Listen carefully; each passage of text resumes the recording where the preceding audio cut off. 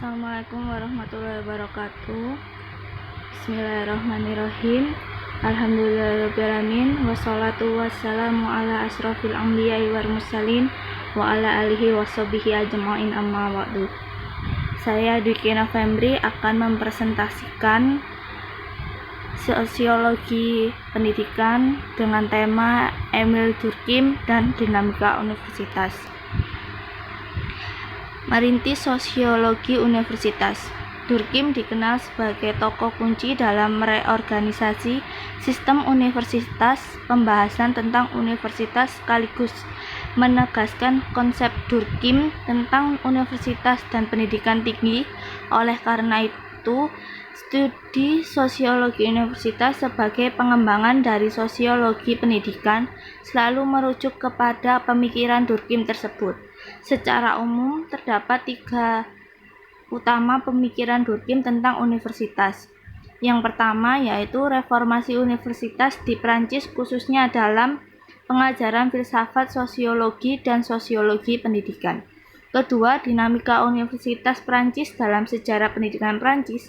Ketiga, yaitu transformasi moral sekularisme dalam sistem universitas Prancis. Reformasi universitas dilakukan melalui pemilihan École Normale Supérieure, yaitu INS, sebagai universitas yang mempersiapkan guru laïc atau setingkat dengan SMA, dan dosen Fakultas Sastra di universitas. Durkheim adalah salah satu mahasiswa UNS Paris yang terlibat dalam gerakan reformasi universitas. Menurut Durkheim, mahasiswa asing di Paris menghadapi konstelasi kampus yang sangat kompleks dan dinamis.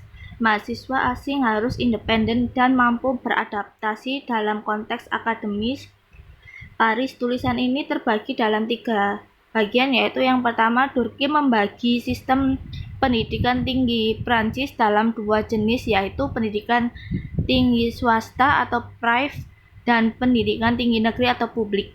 Kedua, Durkheim juga menjelaskan sejarah universitas di Prancis.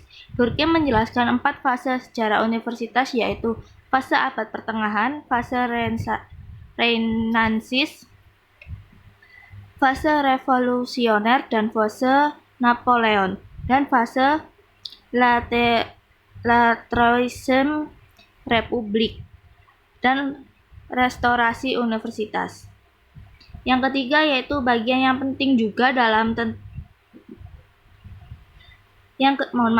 bagian ketiga yang penting juga adalah tentang organisasi Universitas Prancis di dalam mencakup mengenai transformasi Universitas Sorbonne, menjelaskan universitas di Paris dan Prancis memiliki kompleksitas yang beragam. Poin penting lainnya dalam bagian ini bukti memaparkan tentang organisasi universitas. Durkheim memberikan legasi penting dalam studi sosiologi pendidikan, khususnya pelajar universitas. Sejauh ini di Prancis secara spesifik menyebutkan sosiologi universitas atau sosiologi pendidikan tinggi. Emil Durkheim tidak terbantah perannya sebagai perintis sosiologi pendidikan. Terdapat dua dimensi penting dalam universitas, yaitu yang pertama, Durkheim memberikan basis teoritik tentang organisasi universitas. Di dalamnya menjelaskan relasi dan struktur fakultas, presiden atau rektor universitas, dan posisi mahasiswa. Yang kedua yaitu Durkheim memberikan penekanan kepada reformasi universitas yang terjadi kepada Universitas Prancis sebagai sebuah terobosan akademik dalam disiplin sosiologi. Kemudian munculnya Sociologie des étudiants. Dalam tulisannya La vie universitaire à Paris tahun 1918, Durkheim juga menjelaskan mengenai posisi dosen dan profesor universitas dan mahasiswa. Secara lebih spesifik, Durkheim memetakan kondisi kuantitatif mahasiswa asing di Paris dengan cermat dan menguasai data statistik, mengurangi perkembangan mahasiswa asing di Paris dalam kurun waktu 1918 hingga 1914. Penjelasan Durkheim tentang beberapa asosiasi mahasiswa di Paris mengakomodir kepentingan dan aspirasi mahasiswa termasuk mahasiswa asing seperti mahasiswa asing dari Inggris, Rusia, Spanyol, Skandinavia, maupun Rumania. Terakhir, Durkheim menjelaskan tentang jenjang atau grade Universitas Prancis. Pemetaan mahasiswa di Paris ini menurut Velozis tahun 2001 adalah bagian kontribusi Durkheim dalam mengembangkan sosiologi mahasiswa atau sosiologis des étudiants. Sosiologi mahasiswa dalam pemandangannya dikembangkan Durkheim paralel dengan studi yang juga dia rintis, yaitu sosiologi universitas atau sosiologi de Université.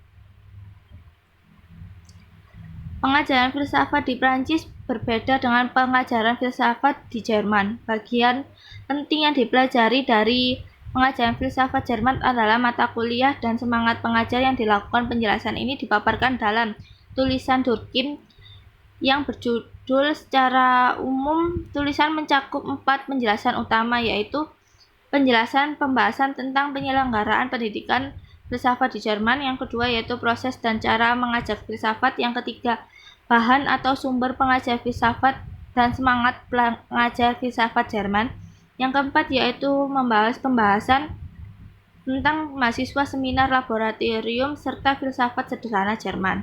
Sekian dari saya, barangkali ada yang perlu ditanyakan atau disanggah, silakan. Mohon maaf jika ada salah-salah kata. Wassalamualaikum warahmatullahi wabarakatuh.